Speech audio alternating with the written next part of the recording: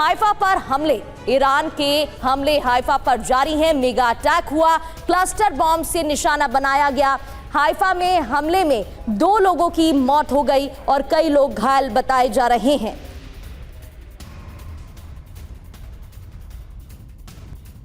Haifa की रिहायशी इमारत पर बॉम्ब गिरा है। रिहायशी इमारतों को भी नुकसान पहुंचाया गया है। इमारत में भीषण आग लग गई। सायरन बजने से इमारत को खाली कराया जा चुका है। भारी नुकसान यहां पर भी हुआ है। अब ये तस्वीरें इसी से जुड़ी देखिए। आसपास भी इमारतें दिखाई दे रही हैं। आग की उठती लपटें, धमाका, हमला और फिर आग लगी। आग की उठती लपटें और काले धुएं का गुबार देखा जा सकता है। मिसाइल हमलों से दहल गया है हाइफा, क्योंकि हमले से कई गाड़ियों में आग लग गई। आग लगने से सड़क पर अफरा तफरी मच गई है। कई वाहनों में आग लगी है। ये देखिए तस्वीरें। तो ये रिहायशी इलाके जहां पर कई इमारतों को अपनी चपेट में लिया इन हमलों ने, और कई वाहन भी जहां आग लग गई। ये देखिए तस्वीरें, सड़क पर अफरा तफरी।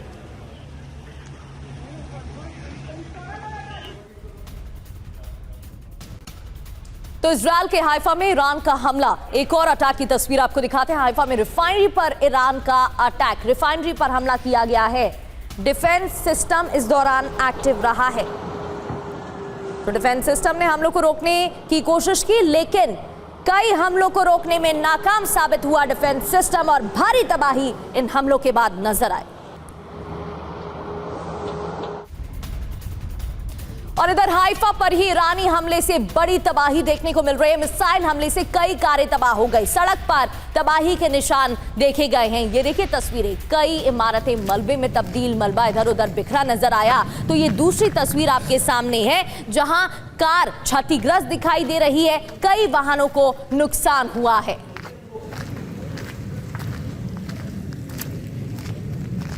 एक तरफ ट्रंप की नई डेडलाइन सामने आ चुकी है, तो दूसरी ओर जवाबी कार्रवाई ईरान की तरफ से हमले तेज हो गए। ईरान भी पीछे हटता दिख नहीं रहा है।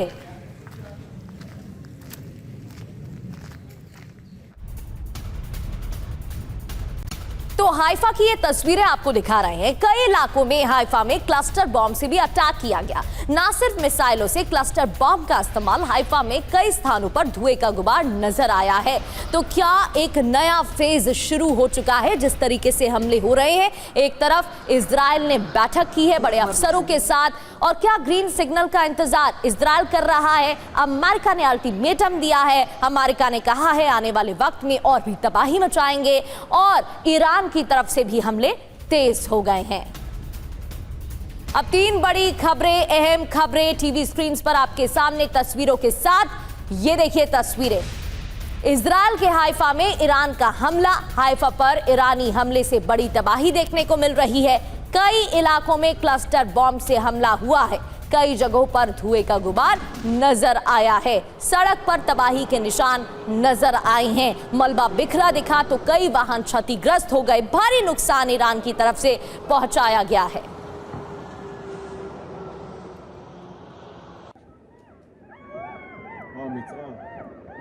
कई इलाकों में क्लस्टर बॉम्ब का भी इस्तेमाल किया गया है। और तेल अवीव का रुख कर लेते हैं। वॉर जोन में सीधे आपको लिए चलते हैं। मनीष झा हमारे साथ जुड़े हुए हैं। मनीष, पहले 2 दिन का वक्त, फिर 5 दिन का वक्त, फिर 10 दिन का वक्त, 48 घंटे और 1 दिन का और वक्त बढ़ा दिया। अमेरिकी राष्ट्रपति ने साफ है वो कुछ बड़ा करेंगे, लेकिन ईरान वो पीछे हटता नहीं दिख रहा है। और ये हाइफा की तस्वीरें साफ बता रही हैं कि ईरान की तरफ से भी भीषण तबाही मचाई जा रही है।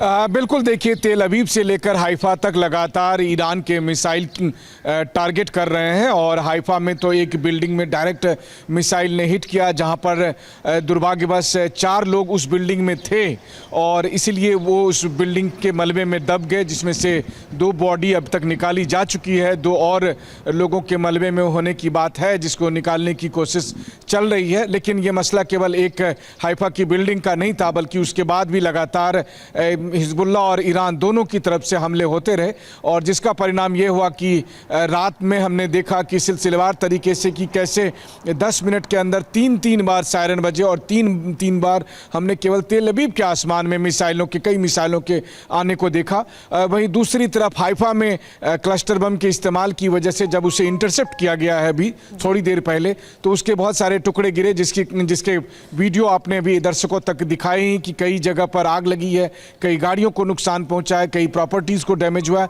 तो ये सब कुछ इजराइल में चल रहा है, लेकिन इजराइल एयरफोर्स का कहना है कि अभी 1 घंटे पहले इजरायली एयरफोर्स ने तेहरान में एक बड़ा स्ट्राइक किया है जिसमें लगातार कई टारगेट को निशाना बनाया गया है। तो जाहिर है इजराइल और ईरान दोनों की तरफ से एक दूसरे पर हमले किए जा रहे हैं। बस अंतर यह है कि इजराइल में हो रहे हमले दुनिया में दिखाई भी दे रहे हैं क्योंकि यहाँ से वीडियो बन रहे हैं, यहाँ से जानकारियाँ मिल रही है और ईरान की तबाही की सूचना उतनी ज़्यादा नहीं आती है। लेकिन हाँ, जिस तरीके से अमेरिका और इजराइल की तरफ से एयर स्ट्राइक कर रहे हैं उससे आप अंदाज़ा लगा सकती हैं कि ईरान में क्या हालत है। इन सब के बीच में प्रेसिडेंट ट्रंप ये बात ईरान से कह रहे हैं कि या तो आप डील कर लो, नहीं तो तबाही और अधिक होगी। और उस तबाही के लिए वो अभी भले ही डेडलाइन को धीरे धीरे आगे बढ़ा रहे हैं, लेकिन अब जो खबरें आ रही है जिससे साफ तौर पर यह लग रहा है कि ये डील पॉसिबल नहीं है। और अगर ईरान ने समझौता नहीं किया तो अभी कुछ देर के बाद, कुछ घंटे के बाद जब प्रेसिडेंट ट्रंप एक बार फिर व्हाइट हाउस में प्रेस कॉन्फ्रेंस करेंगे तो वो अगला कदम क्या होगा इसके बारे में खुलासा कर सकते हैं। जी बिल्कुल मनीष, लौटेंगे आपके पास। एक और बड़ी खबर का रुख कर लेते हैं। ईरान ने डोनाल्ड ट्रंप की डील ठुकरा दी है, बड़ी खबर जिस पर अभी हम चर्चा कर रहे थे और मनीष भी आपको जानकारी दे रहे थे। ईरान ने अमेरिकी राष्ट्रपति की डील ठुकरा दी है और मुद्दा खोलने पर ईरान अड़ा हुआ है और ईरान ने मध्यस्थता के प्रयास भी ठुकरा दिए हैं। तो एक तरफ लगातार जानकारी सामने आ रही है कि सीज़फायर को लेकर भी चर्चा हो सकती है। एक्सियोस के हवाले से भी बड़ी खबर सामने आई, 45 दिन के सीज़फायर को लेकर भी चर्चा हो सकती है। उधर दूसरी ओर इजराइल में मीटिंग हो रही है और अमेरिकी राष्ट्रपति की तरफ से लगातार बयान बदले जा रहे हैं। बुधवार को खत्म हो रही है ट्रंप के अल्टीमेटम की समय सीमा, वॉल स्ट्रीट जर्नल के हवाले से खबर।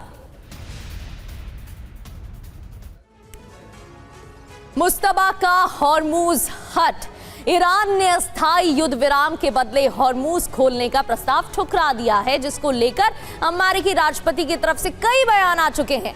अमेरिका की शर्तों को अस्वीकार्य बताते हुए समझौता करने से इनकार कर दिया ईरान ने। अमेरिका ईरान के बीच तनाव कम करने की कोशिश फिलहाल नाकाम होती दिख रही है। तुर्की, मिस्र, पाकिस्तान की मध्यस्थता की कोशिश चारों खाने चित हो गई क्योंकि साफ मना कर दिया ईरान ने बातचीत के लिए इस्लामाबाद आने से भी इनकार कर दिया था क्योंकि पाकिस्तान ने धोखा दिया, ऐसा ईरान को लगा और ये कई आरोप लगाते हुए कई बयान सामने आए थे, कई दावे। बुधवार सुबह ट्रंप की चेतावनी की समय सीमा खत्म हो रही है। वॉल स्ट्रीट जर्नल के हवाले से खबर कि ईरान मना कर चुका है। डेडलाइन खत्म होने के बाद क्या होगा, यह बड़ा सवाल है। ईरान पर हमले का नया चरण शुरू हो जाएगा। ऊर्जा ढांचों पर हमले होंगे, एयर स्ट्राइक या मिसाइल हमले होंगे, रणनीतिक ठिकानों पर भी अटैक संभव बताया जा रहा है। वीके दत्ता सर, जिस तरीके से हमले हो रहे हैं उसको लेकर आपसे चर्चा करेंगे, लेकिन इस बीच एक और बड़ी खबर का रुख कर लेते हैं। इस वक्त की बड़ी खबर, ईरान ने सीज़फायर की चर्चा की बात नकार दी है। बड़ी खबर है इस वक्त की, 45 दिनों के सीज़फायर की खबर से इनकार कर दिया ईरान ने, साफ मना कर दिया है और अमेरिकी मीडिया में सीज़फायर की खबर चल रही है, लेकिन ईरान ने साफ मना किया। अमेरिकी दबाव के आगे नहीं झुकेंगे, ईरान का कहना है, और सीज़फायर की खबर को नकार दिया है, मना कर दिया है। ईरान ने सीज़फायर की चर्चा की बात नकारी। दत्ता सर, साफ है ईरान समझ रहा है कि अगर वो झुकेगा तो फिर आने वाले वक्त में उसका भी हाल इराक जैसा हो सकता है, सीरिया जैसा हो सकता है। इस वजह से वो अपने हौसलों को बुलंद रखते हुए डटा हुआ दिख रहा है, लेकिन क्या वाकई में वो कामयाब हो पाएगा, क्योंकि अमेरिकी राष्ट्रपति ने तो आगे का प्लान तैयार कर लिया है। बिल्कुल प्रगति, देखिए ऐसा है, ईरान के साथ जो पहली नेगोशिएशंस हुई पिछले जून की भी अगर आप चर्चा करें, और इस बार ये हमले शुरू होने से पहले भी जो जिनेवा में टॉक्स चल रही थी, वहाँ पे ईरान की तरफ से स्टेटमेंट आया था कि हम किसी समाधान में पहुँचने वाले हैं, हम न्यूक्लियर समर्थन को कैप कर सकते हैं और न्यूक्लियर डिवाइस हम नहीं बनाएंगे। लेकिन उसके बावजूद उसके ऊपर हमले कर दिए गए। और अगर अभी अमेरिका इनको बोल रहा 45 दिन का सीज़ फायर कर दें और उसके बाद हम परमानेंट सीज फायर की बात करेंगे तो ईरान उसके झांसे में नहीं आने वाला है। यही मैं आपका इक्वेशन दूंगा। जो रशिया यूक्रेन की जंग है, रशिया ने भी लगातार टेम्पररी सीज फायर के लिए मना किया है। उसने बोला परमानेंट सोल्यूशन जब होगा तभी ये सीज फायर होगा। उसी तर्ज के ऊपर ईरान भी चल रहा है कि अगर परमानेंट सोल्यूशन, जिसके अंदर उन्होंने 3-4 अपनी मांगे रखी हैं, जब तक वो अब मांगे पूरी नहीं करेंगे तो ये सीज फायर नहीं एक्सेप्ट होगा, ना हॉर्मुज़ को खोला जाएगा। तो ईरान को कहते हैं जो दूध का जला छाछ को फूंक के पीता है, वो ये मोमेंटम को मेंटेन रखना चाहते हैं। वो समय नहीं देना चाहते इजराइल और अमेरिका को अपना थॉट सिस्टम को रीडिप्लॉय करने का, या जितना इनकी बैटरीज का नुकसान हुआ है उसको आपूर्ति करने का। इसलिए ईरान इनकी शर्तें नहीं मान रहा है। जो तबाही ईरान के ऊपर इजराइल और अमेरिका मिलकर कर रहे हैं, बिल्कुल सर, जैसा आपने कहा कि तबाही तो चल ही रही है, हमले तो चल ही रहे। उससे जुड़ी एक और खबर आ गई है। तेहरान में यूएस इजराइल का भीषण हमला हुआ है। मेहराबाद एयरपोर्ट के पास एयर स्ट्राइक की गई है। हमले के बाद इलाके में तबाही मची है। तो एक तरफ कहां बातचीत की बात और वहीं दूसरी तरफ हमलों की बरसात। ये देखिए तेहरान की तस्वीरें, जब यूएस और इजराइल की तरफ से भीषण हमले किए गए। और ये हमले यहाँ पर रुके नहीं हैं, क्योंकि तेहरान पर यूएस इजराइल का बड़ा हमला हुआ। ईरान की एक यूनिवर्सिटी पर अटैक हुआ, एक और यूनिवर्सिटी को टारगेट कर हमले किए गए। हमले के बाद शरीफ यूनिवर्सिटी में तबाही देखने को मिली है, आग लगी।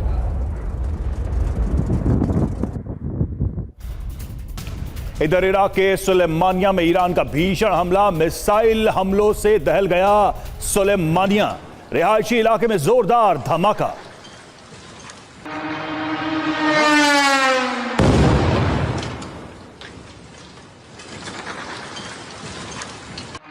इधर ईरान के हमलों की एक और तस्वीर आपको दिखाते हैं। सुलेमानिया में ईरान का विध्वंसक हमला, अमेरिकी ठिकानों पर ईरान ने मिसाइल दागी है। हमले के बाद इलाके में भीषण धमाका हो गया है। धुएं का गुबार इन तस्वीरों में आप देख सकते हैं। यूएस ठिकानों पर हमला। और एक और बड़ी खबर है, ईरान युद्ध के बीच ट्रंप का बड़ा दावा सामने आया। ईरान सरकार से चल रही है बातचीत। ये ट्रंप कह रहे हैं विटकॉफ और कुशनर कर रहे हैं बातचीत। तो देखिए ट्रंप का एक और बयान जिसमें वो बातचीत का जिक्र कर रहे हैं। कहीं ना कहीं लगातार ट्रंप की तरफ से यह दावा किया जाता रहा है, लगभग हर रोज की बातचीत हो रही है।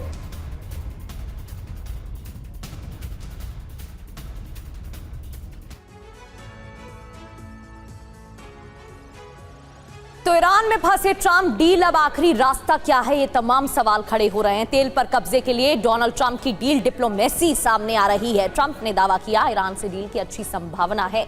ईरान सरकार से लगातार बातचीत का दावा कर रहे हैं वो, और हालांकि ईरान की तरफ से लगातार इन बातों को नकारा जा रहा है। स्टीव विटकॉफ और कुशनर बातचीत कर रहे हैं, यह अमेरिका ने दावा किया है। और बातचीत की वजह से ट्रंप ने नई डेडलाइन दी। बातचीत के चलते अमेरिका ने बड़े हमले रोके हैं। डील का एजेंडा क्या है ये भी देखिए। पहला ये कि अरब में युद्ध विराम हो, दूसरा हॉर्मुज को खोलना, तीसरा ईरान का न्यूक्लियर प्रोग्राम और ईरान की मिसाइल पावर को लिमिटेड करना, पांचवा मिडिल ईस्ट में शांति। तो देखिए ये सारे मुद्दे हो सकते हैं, लेकिन तिवारी सर अब ये डील वील की जो बात है, मतलब एक तरीके से डील बाजी में अपने आप को महारथी समझने वाले ट्रंप क्या यहां फंस चुके हैं? डील भी कैसी कर लेंगे वो कि खाली हाथ यहां से लौट जाए? क्योंकि ईरान की तरफ से जो स्टैंड है वो बहुत स्पष्ट, साफ और क्लियर है। रवि देखो, ये डील जो अमेरिका चाहता है इसमें कोई ऑनेस्टी नहीं है। जो प्रपोज करता है और क्या कहता है, ये हम पिछले कई महीनों से देख रहे हैं कि क्या कहना चाहता है, क्या करता है और क्या असर पड़ता है। अब ये 45 डेज की जो मांग रहे थे सीज फायर, बेसिकली अपने आप को रिकूप करने के लिए, जैसे दत्ता साहब बता रहे थे, इनकी काफ़ी कमजोरियां हो गई हैं। डिफेंस, एयर डिफेंस कम हो गया है, बॉम्ब्स खत्म हो गए, सब कुछ खत्म हो गए। ये ईरान को भली बात मालूम है कि ईरान को अगर इन्होंने समय दिया अमेरिका को, तो ईरान तबाह तो हो ही रहा है, उसके ज़्यादा और तबाही बढ़ जाएगी। अब जिस तरीके से इन्होंने अपने डिस्यूज्ड एयरफील्ड पर ईरान में अपना C-130 गिरा के अपनी कॉन्फिडेंस जनरेट करने की कोशिश की, ईरान ने इनको दोनों जहाज़ों को गिरा दिया। भले कहने की कुछ और बात है। अब डील में खाली अमेरिका का इंटरेस्ट है। अब बेसिकली ईरान के पॉइंट्स में तो 2-3 चीज़ें पॉइंट है कि हमारे डिस्ट्रक्शन का कवर करो, अगली बार कभी वॉर मत हो, जितना नुकसान किया उसकी भरपाई करो, जितने सैंक्शंस है वो हटाओ। अब ये चाहते हैं कि ये अपनी पॉइंट्स ऑफ व्यू चाहते हैं, जीतना चाहते हैं। ट्रंप दिखाते हैं कि हम जीत रहे हैं, और एक पायलट को रिकवर करना अगर जीत है तो सही बात है। स्टॉक मार्केट से उनको लोगों को पैसा बनाने में इसमें अगर पैसा हो गया तो भी उनकी जीत है, लेकिन वास्तविक मिलिट्री फ्रंट पर वो हार मान रहे हैं। कितने ट्रम्प, कितने जेट्स, कितने एयरक्राफ्ट चले गए, मैं बात करना चाहूँगा, यही ट्रम्प जेट थे जबकि हमारे ऑफ सिंदूर में वो जेट्स काउंट कर रहे थे, हमने रुकवा दिया। अरे अपने जेट्स काउंट करो, क्या नुकसान है। अभी मेरे को आश्चर्य ताजुब हो रहा है कि वहाँ की अमेरिका की जनता उनके सामने क्यों नहीं खड़ी हो रही है, क्यों नहीं उसको हटा रही है। अभी डीप स्टेट में खाली नुकसान, कहते हैं कि $31 बिलियन का खर्च हो गया है, सारे बेस तबाह हो गए हैं। जहाँ तक अरेबियन नेशंस हैं जिन्होंने बिलियंस ऑफ डॉलर्स इनको दिए थे, उसका कुछ फर्क ही नहीं पड़ा, उनको भी पता चल गया क्या हालत है। अभी देखिए ईरान और भी कहीं अटैक करा। ईरान के पास एक मेन टारगेट है डीसैलिनेशन वाटर प्लांट, अगर डिस्ट्रॉय कर दिया तो पूरे अरब नेशंस और जितने अमेरिका से आ रहे हैं सब सड़क पर आ जाएंगे और उनको भागने का रास्ता नहीं मिलेगा। ठीक कहा आपने, लेकिन आप हमले शुरू कर दिए हैं और इस वक्त फिर से सायरन बज रहे हैं। जब रात के 3 बजे ईरान की तरफ से मिसाइलों से हमले हुए थे, उसके तुरंत बाद एक बार फिर आप देखिए कि अब सायरन बज रहे हैं। और सबसे बड़ी बात है कि ईरान की तरफ से हमले का सिलसिला लगातार जारी है। देर रात में पहले हाइफा पर अटैक किया गया और फिर उसके बाद तेल अवीव में 10 मिनट के अंतराल में 3 बार मिसाइलों के ग्रुप आए और उसके जरिए हमला किया गया था। और अब कुछ ही देर के बाद जबकि इजराइल के एयरफोर्स ने तेहरान पर अटैक किया है और उसके जवाबी कार्रवाई करते हुए ईरान की तरफ से अब मिसाइलों से तेल अवीव को यहाँ टारगेट कर हमले किए गए हैं। आप देख सकते हैं कि लोग अपने घरों से निकलकर बंकर की तरफ भागे चले आ रहे हैं। वहीं दूसरी तरफ लगातार सायरन की आवाज़ सुनाई पड़ रही होगी आपको। सबसे बड़ी बात यह है कि इस दरमियान लगातार तेल अवीव से लेकर हाइफा, और वो देखो रोहित आसमान में ऊपर, और ये देखिए बहुत तेज इस वक्त जबकि सूरज निकल चुका है आसमान में साफ तौर पर, और ये देखिए जैसे आतिशबाजियां चल रही हो लगातार, जिस तरीके से 1-2 नहीं बल्कि इस समय 5-6 और उसमें से एक मिसाइल बहुत तेजी के साथ आगे बढ़ता हुआ दिखाई दे रहा है। साफ तौर पर जैसे लग रहा हो कि वो एकदम ऊपर की तरफ बढ़े जा रहा है। और ये देखिए जिस तरीके से यहाँ आपको साफ तौर पर फुटप्रिंट दिखाई दे रहे हैं आसमान में, जो सफ़ेद एकदम बादल की एक आकृति सी बनी हुई है, जैसे कोई किसी कलाकार ने कोई आकृति बनाई। और ये जोरदार धमाका हुआ है एकदम बहुत बड़ा सा और बहुत ही डरावना सा, और उसके साथ सिलसिलेवार तरीके से 7-8 धमाके की आवाज़ सुनाई पड़ रही है। तो आसमान में एक तरफ जहां लगता है कि मिसाइलों ने इंटरसेप्ट होने के बाद एक शानदार सी कलाकृति बनाई हो, वहीं दूसरी तरफ इतने जोर से आवाज़ आई है मिसाइलों के इंटरसेप्ट होने की कि इस वक्त आप देखिए चारों तरफ सन्नाटा, और उसके बीच में TV9 की टीम आपको यहाँ से ग्राउंड रिपोर्ट करती हुई ये बताने की कोशिश कर रही है कि इजराइल और ईरान दोनों एक दूसरे पर लगातार हमले कर रहा है। इजराइल की तरफ से इस वक्त कुछ देर पहले तेहरान पर एयर स्ट्राइक की गई थी, जिसके बारे में IDF ने जानकारी दी है। वहीं दूसरी तरफ ईरान की तरफ से लगातार हमले का सिलसिला जारी है और TV9 की टीम ग्राउंड से रहकर आपको यह रिपोर्ट कर रही है। कैमरामैन रोहित कनौजिया के साथ मनीष झा, TV9 तेल अवीव, इजराइल। तो ग्राउंड रिपोर्ट आप देख रहे थे, हमले लगातार किए जा रहे हैं। मनीष का एक बार फिर से रुख करेंगे, लेकिन एक और बड़ी ब्रेकिंग, इराक के कुर्दिस्तान में ड्रोन से अटैक। यहां बख्तियारी इलाके में हमले से तबाही मची है और तबाही की तस्वीरें सामने भी आई हैं। ड्रोन अटैक के बाद इमारत तबाह हो गई।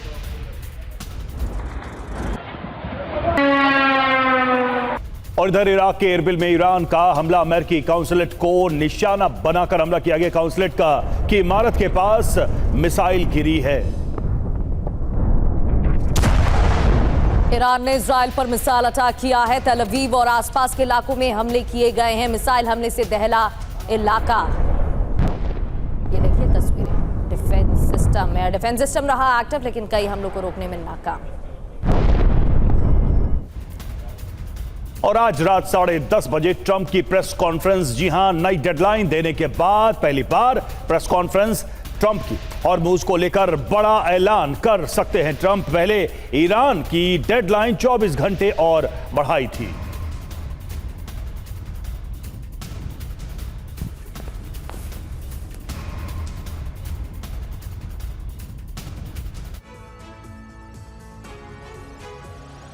तो तो आज रात ट्रंप बड़ा ऐलान कर सकते हैं और क्या कहेंगे डोनाल्ड ट्रंप, ये बड़े सवाल उठ रहे हैं। अमेरिकी पायलट के रेस्क्यू ऑपरेशन पर बातचीत कर सकते हैं क्योंकि ऑपरेशन पायलट के बाद ये पहली प्रेस ब्रीफिंग है। रेस्क्यू ऑपरेशन की मुश्किलों के बारे में जानकारी दे सकते हैं, चर्चा कर सकते हैं, हॉर्मुज पर नई डेडलाइन के बारे में जिक्र कर सकते हैं और डेडलाइन खत्म होने पर क्या किया जाएगा क्योंकि विध्वंसक हमले की धमकी तो दे चुके हैं ट्रंप। ऊर्जा, परमाणु और मिसाइल ठिकानों पर हमले की चेतावनी दी जा चुकी है। हॉर्मुज पर सहायता न करने के लिए नेटो की आलोचना भी कर सकते हैं क्योंकि पिछली प्रेस कॉन्फ्रेंस में नेटो देशों को लेकर कोई बयान, कोई जिक्र नहीं किया था। युद्ध के लक्ष्य को पूरा करने का ऐलान भी कर सकते हैं, युद्ध में अमेरिका की जीत का दावा भी कर सकते हैं और ईरान के साथ बातचीत रहने को दोहरा सकते हैं क्योंकि उनकी तरफ से लगातार कहा जा रहा है सीज़फायर को लेकर बातचीत हो रही है। ईरान युद्ध जल्द खत्म होने का ऐलान भी कर सकते हैं डोनाल्ड ट्रंप। तो अब वो देखने वाली बात रहेगी कि कौन कौन से ऐलान उनकी तरफ से किए जाएंगे। निनाद सर, जिस तरीके से डोनाल्ड ट्रंप आज प्रेस कॉन्फ्रेंस करने वाले हैं, क्या लग रहा है कौन से वो मुद्दे हैं जिन पर वो बातचीत कर सकते हैं क्योंकि ऑपरेशन पायलट के बाद ये उनकी पहली प्रेस कॉन्फ्रेंस है? देखिए, युद्ध में एक नाटकीय मोड़ आया है जब आपने देखा कि F-15 गिरने के बाद एयरफोर्स गई अमेरिका की बचाने के लिए और उनके सुनने में आया है 5 नहीं 10 एयरक्राफ्ट डैमेज हुए हैं। तो मेरे को लगता है पहली बार एक ऐसा मोड़ आया है जहां अमेरिका को रुकना और सोचना पड़ रहा है इस वॉर में, ओवरवेलमिंग पावर होने के बावजूद। ये इसका 2 अर्थ है। देखिए, अगर वो उन्होंने कैलकुलेट किया था कि एक क्विक विक्ट्री करके निकलेंगे, पर अगर वो क्विक डिफीट करके निकलते हैं या बिना विक्ट्री के निकलते हैं तो उनकी जो मागा कोर वो ऑडियंस है, जो उनका वोटर बेस है, वो इसको पसंद नहीं करेगा। और यहाँ एक सबसे दिलचस्प बात यह है कि अगर वो लड़ते रहते तो इजराइल को बड़ा फायदा होगा क्योंकि अगर आप देखें तो इजराइल के नुकसान कम हो रहे हैं, अमेरिका के ज्यादा हो रहे हैं। इजराइल को फायदा ही फायदा हो रहा है। इजराइल चाहता है कि युद्ध चलता रहे। ईरान के पास जो एडवांटेज है वो है टाइम का। वो बहुत बुरी तरह घायल हो रहे पर वक्त उनके पास है क्योंकि आज नहीं तो कल उन्हें पता है कि अब अमेरिका वापस जाना चाहता है।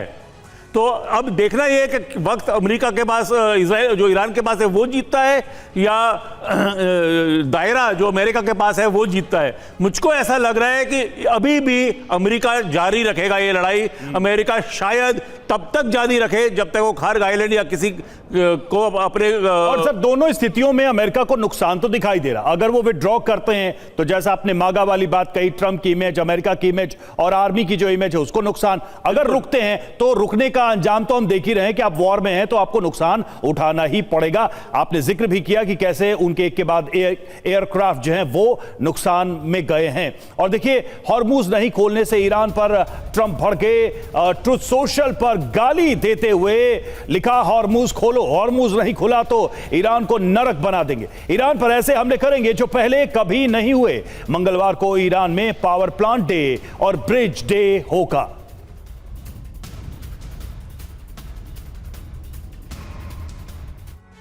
और जंग ने ट्रंप को गालीबाज बनाया। किस तरीके से अब शब्दों तक ये लड़ाई पहुंच चुकी है। ट्रूथ सोशल पर ट्रंप ने ईरान को अब शब्द लिखे हैं। ट्रंप ने ईरानी शासकों को पागल भी कहा और हॉर्मुज नहीं खोला तो नरक बना देंगे, ये चेतावनी भी दी।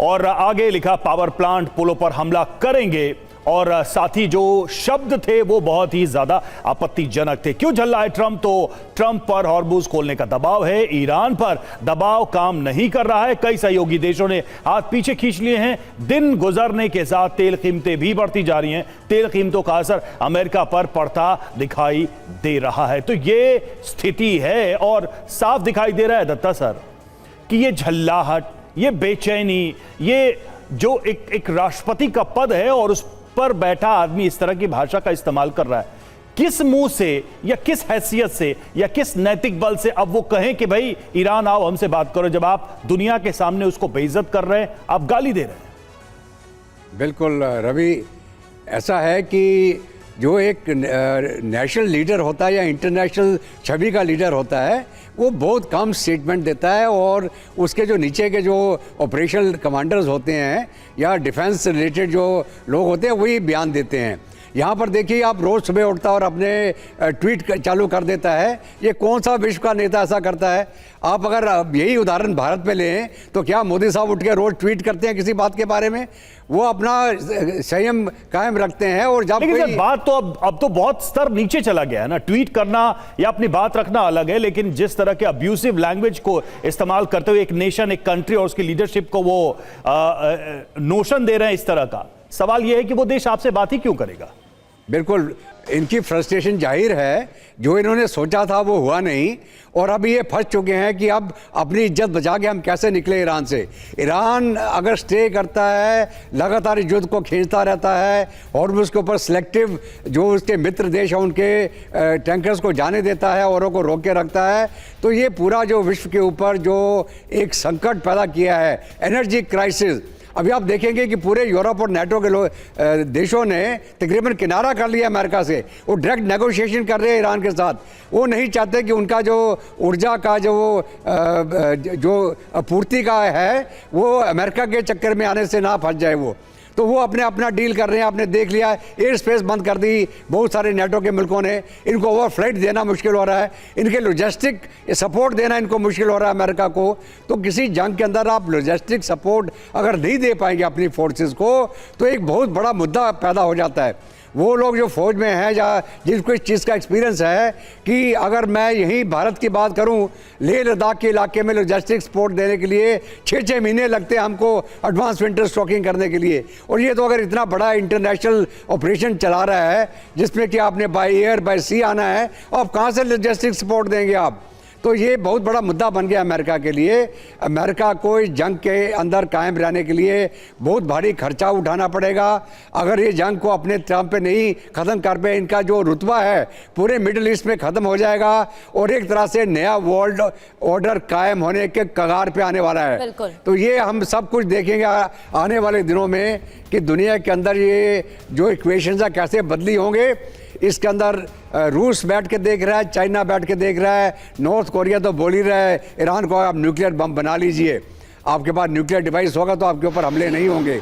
तो अभी सर, और इस वजह से वो जो बौखलाहट है वो साफ तौर पर दिखाई भी दे रही है। लौटेंगे आपके पास एक और बड़ी खबर है। चीन पर ईरान को मदद करने का दावा, चीन पर ईरान के बैलिस्टिक प्रोग्राम को बढ़ावा देने का आरोप। चाइना से कई जहाज ईरानी बंदरगाहों पर पहुंचे, मिसाइल में इस्तेमाल होने वाला सामान जहाजों से भेजा गया। इससे पहले रशिया मदद कर रहा था, ऐसे दावे किए गए, फिर कई बातें सामने भी आई और रशिया की तरफ से निंदा भी की गई थी ईरान पर हुए हमलों की। अब ये बड़ी खबर चाइना से जुड़ी।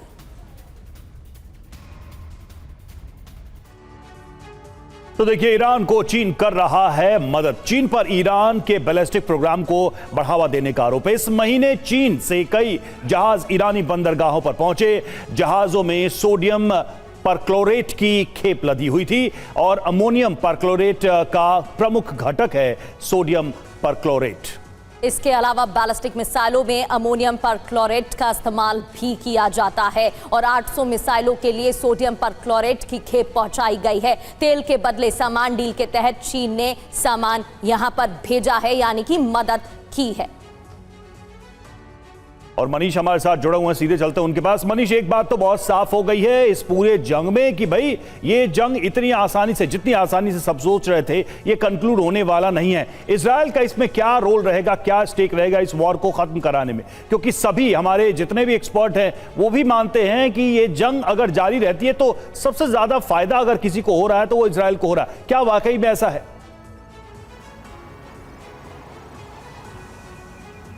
देखिए, इजराइल के फ़ायदे को आप दो तरीके से देख सकते हैं। पहली बात तो यह है कि जो ईरान का डर इजराइल के मन में था, और जबकि ईरान की तरफ से कहा जाता था कि वो इजराइल को मिटा देगा, तो इजराइल की ये तमन्ना थी, दिली तमन्ना थी कि ईरान इतना कमज़ोर हो जाए, इतना कमज़ोर हो जाए कि इजराइल को फिर उसका कभी डर ना हो। तो इस वक्त जब अमेरिका और इजराइल मिलकर ईरान पर अटैक कर रहे हैं, लगातार उसके डिफेंस कैपेबिलिटी को ख़त्म करने की बात आ रही है, उसके इंफ्रास्ट्रक्चर को ख़त्म होने की बात की जा रही है, या उसके न्यूक्लियर प्रोग्राम को बहुत डैमेज करने की बात की जा रही है। तो ये एक तरह से इजराइल के लिए एक रणनीतिक फ़ायदा है। जो दूसरी बात आती है कि अक्सर हम सब बात कर रहे हैं हॉर्मुज स्ट्रीट को लेकर कि हॉर्मुज स्ट्रीट पर ईरान ने उसे कैसे चोक करके रखा है। तो आपने देखा होगा कि पिछले दिनों प्रधानमंत्री नेतन्याहू ने पूरी दुनिया के सामने एक नया प्रपोजल दिया कि हॉर्मुज का एक विकल्प ढूंढा जाए। हॉर्मुज का विकल्प ये हो कि यूएई और सऊदी से रेड सी तक पाइपलाइन हो और फिर वो पाइपलाइन इजराइल में आए, इजराइल एक एनर्जी हब बने और यहाँ से फिर यूरोप की तरफ तेल और गैस की सप्लाई हो। तो अगर ऐसा होता है तो एक नया दुबई आप तेल जो है सो इजराइल को बनते हुए देखेंगे। तो इजराइल को ये लग रहा है कि अभी तो पहले युद्ध में हमें जो फ़ायदा उठाना है वो उठा लो और आने वाले दिनों में अरब देशों के साथ, देखिए ईरान और अरब देशों के बीच में संबंध कितने खराब हैं ये तो आप देख ही रहे हैं कि लगातार हमले, इजराइल से 5 गुना ज़्यादा हमले इस वक्त ईरान अरब देशों पर कर रहा है। तो वैसी स्थिति में ये अरब देश जो संयुक्त अरब अमीरात है, सऊदी है, कुवैत है, बहरीन है, ये सब इजराइल को एक नए पार्टनर के तौर पर देख रहे हैं। कम से कम इजराइल को ये उम्मीद है तो आने वाले समय में ये जो एक नया अलायंस बनेगा इससे बहुत आर्थिक तौर पर इजराइल को फ़ायदा मिलेगा। और जियोपॉलिटिक्स के हिसाब से देखें तो मिडिल ईस्ट में इजराइल एक नए रीजनल पावर के तौर पर पहले भी था लेकिन अब ज़्यादा बड़ा पावरफुल कंट्री बनेगा। तो ये सब कुछ एक तरह से कहे तो आप युद्ध की बिसात पर चली जा रही चीज़ें हैं। अब देखते हैं इसमें से कितना कुछ अचीव हो पाता है, लेकिन इजराइल की माने तो बहुत हद तक वो अपने सही डायरेक्शन में आगे बढ़ रहा है। बिल्कुल, जैसा आप बता रहे हैं कि इजराइल को कई फायदे इसमें दिखाई दे रहे हैं। बहरहाल जंग जितनी ही लंबी चलेगी इजराइल अपने स्ट्रैटेजिक तरीके से आगे बढ़ता रहेगा, ये भी दिखाई दे रहा है। और देखिए, ईरान के नकली हथियारों के झांसे में फंसे अमेरिका और इजराइल डमी मिसाइलों पर हमले कर रहे हैं। यूएस ये इजराइल ये कहा जा रहा है असली मिसाइलों और सैन्य ठिकाने ये सब सुरक्षित है। न्यूयॉर्क टाइम्स के हवाले से खबर सामने आ रही है।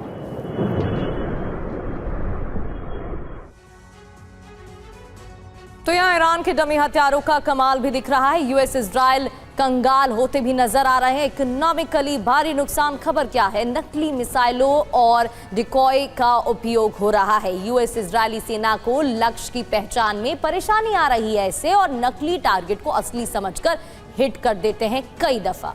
जी हाँ, डमी हेलीकॉप्टर्स और मिसाइल ठिकानों पर यह हमले किए जा रहे हैं। ईरान की रणनीति क्या है इसे भी समझते हैं। नकली मिसाइलों लॉन्चर से दुश्मन को एक तो धोखा देना, दूसरा दुश्मन को धोखे में रखकर असली मिसाइल ठिकानों की रक्षा करना।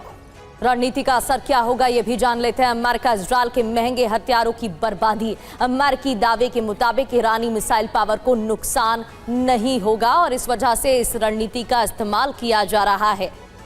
और टीवी 9 पर देखिए ईरानी मिसाइलों के उन हिस्सों को जो क्लस्टर बम बनकर इजराइल में जान माल का भारी नुकसान करते हैं। 2000 किलोमीटर दूर से वॉरहेड वाली मिसाइलें इजराइल इंटरसेप्ट के बाद सैकड़ों टुकड़ों में तब्दील हो जाती हैं और भारी तबाही मचाती है। मिसाइल के इन खतरनाक टुकड़ों और विस्फोटक को हाथ में लेकर हमारे संवाददाता मनीष झा ने उनकी बारीकियां भी बताने की कोशिश की है। देखिए उनकी ये रिपोर्ट। टीवी 9 की टीम इस वक्त बने बराक के एक ऐसे लोकेशन में मौजूद है जहां पर ईरानी मिसाइल के टुकड़े गिरे और उसकी वजह से रोड पर एक गड्ढा भी हुआ। लेकिन हम आपको यहां एक खास चीज़ दिखाने जा रहे हैं, वो ये कि ईरान के मिसाइल को जब इंटरसेप्ट किया जाता है तो वो कई टुकड़ों में बट जाते हैं और ख़ास करके जो क्लस्टर बम का इस्तेमाल होता है तो उसके छोटे छोटे जो टुकड़े हैं जो अक्सर लोगों के घरों पर गिरते हैं या फिर घरों को नुकसान पहुंचा रहे हैं, घरों के दरवाजे, शीशे, खिड़कियां सब पर नुकसान पहुंचा रहे हैं। इस वक्त आप देखिए टीवी 9 के कैमरे पर इस वक्त हम आपको ईरानी मिसाइल के वो छोटे छोटे टुकड़े दिखा रहे हैं जो इंटरसेप्ट होने के बाद अलग अलग जगह पर गिरते हैं और उसकी वजह से जो नुकसान पहुँचता है, चाहे कार को, चाहे घर को, चाहे सड़क को या फिर किसी दूसरे इलाके में। आप देखिए इसमें छोटे बड़े अलग अलग किस्म के हैं और वहीं आप जो मेरे हाथों में देख रहे हैं इसमें से ये जो कुछ हिस्सा है ये दरअसल एक्सप्लोसिव का हिस्सा है, यानी कि जो वॉरहेड में एक्सप्लोसिव भरा जाता है। लगभग में अगर आप देखें तो 12 फीट लंबे मिसाइल में लगभग 1000 किलो एक्सप्लोसिव रहता है और उसमें से ये आप जो देख रहे हैं एक छोटा सा हिस्सा। तो जैसे ही मिसाइल को इंटरसेप्ट किया जाता है उसके बाद ये सैकड़ों की संख्या में ये बट जाते हैं और फिर 25 से 50 किलोमीटर की दूरी में ये बिखर जाते हैं। अब जितना बड़ा टुकड़ा उतना ज़्यादा डैमेज, जितना छोटा टुकड़ा या फिर जितना बड़ा एक्सप्लोसिव का टुकड़ा उतना ज़्यादा नुकसान होता है। और हम इस वक्त आपको वही मिसाइल के टुकड़े, अलग अलग साइज के जो टुकड़े हैं, ये अब देखने में बहुत छोटे लग रहे हैं, जिसकी वजह से कई बार घरों को उतना नुकसान नहीं पहुंचता। लेकिन आप ये सोचिए कि लोहे के बने हुए ये सब जो मिसाइल के पार्ट्स हैं, यही चूंकि बिजली की गति से चलते हैं, ऊपर से जब वो गिर रहे होते हैं तो उस वक्त किसी व्यक्ति को लगने के बाद वो उनके लिए बहुत ही जानलेवा साबित होता है। तो जंग के मैदान में हमारे सहयोगी मनीष झा मौजूद हैं, एक एक तस्वीर रिपोर्ट्स आप तक पहुंचा रहे हैं। बहुत बहुत शुक्रिया।